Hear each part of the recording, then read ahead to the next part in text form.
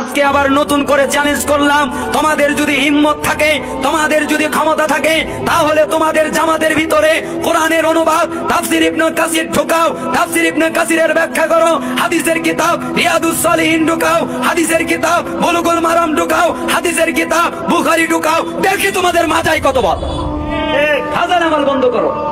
আলোচনা করছিলাম কিছু প্রশ্নের মুখোমুখি হয়ে আমাকে জিজ্ঞাসা করা হলো, আপনি সহিহ আকীদায় কিভাবে আসলেন? আপনি তাবলীগ জামাতে ছিলেন না? আর তাবলীগ জামাতটা বৈধ না অবৈধ? আমি কিছুই বলি নাই, খালি এভাবে কোরআন বের করেছি, বের করে সূরা মায়েদা ৬৭ নম্বর আয়াতটা তেলাওয়াত করেছি এভাবে যে আল্লাহ তাআলা বলেছেন, ইয়া আইয়ুহার রাসূল, হে রাসূল বাল্লিগ, আপনি তাবলীগ করেন। তার মানে তাবলীগ করা জায়েজ। মা উনজিলা ইলাইকা মির রাব্বিক, আপনার রবের পক্ষ থেকে যা নাজিল হয়েছে তাই। ওয়া ইল্লাম তাফআল ফামা বাল্লাগতা রিসালাতাহু, আর আপনি যদি এমনটা না করেন, রবেরটা দিয়ে যদি না করেন, তাহলে আপনি রিসালাত পৌঁছালেন না। ওয়াল্লাহু ইয়াসিমুকা মিনান নাস ইন্নাল্লাহা লা ইয়াহদিল কওমাল কাফিরিন, আর আপনি মানুষকে ভয় পায়েন না, মানুষকে ভয় পাওয়ার প্রয়োজন নেই। নিশ্চয়ই যারা কাফের অস্বীকার করেছে আমি আল্লাহ তাদের হিদায়াত দেই না।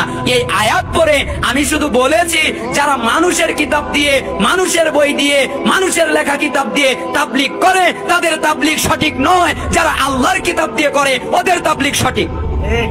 তার মানে ফাজালে আমাল চলবে না। কেন চলবে না? তা মানুষের লেখা বই কি চলবে? আপনি বলেন, কে বলেছে আমরা কোরআন মানি না? কে বলেছে আমরা কোরআন দিয়ে দাওয়াত দেই না? তাবলীগ জামাতকে আমি চ্যালেঞ্জ করলাম আজকে এই মাঠে বসে। অনেকদিন আগে চ্যালেঞ্জ করেছিলাম, সৌদি আরব বাতিল ঘোষণা করেছে, ব্যান্ড ঘোষণা করেছে তাবলীগ জামাতের কারচুপি বুঝতে পেরে। আজকে আবার নতুন করে চ্যালেঞ্জ করলাম, তোমাদের যদি হিম্মত থাকে, তোমাদের যদি ক্ষমতা থাকে, তাহলে তোমাদের জামাতের ভিতরে কোরআনের অনুবাদ তাফসীর ইবনে কাসির ঢুকাও, তাফসীর ইবনে কাসিরের ব্যাখ্যা করো, হাদিসের কিতাব রিয়াদুস সালিহিন ঢুকাও, হাদিসের কিতাব বুলুগুল মারাম ঢুকাও, হাদিসের কিতাব বুখারী ঢুকাও, দেখি তোমাদের মাথায় কত বল। হাজার আমল বন্ধ করো। তখন আর নারাজ না। কেন?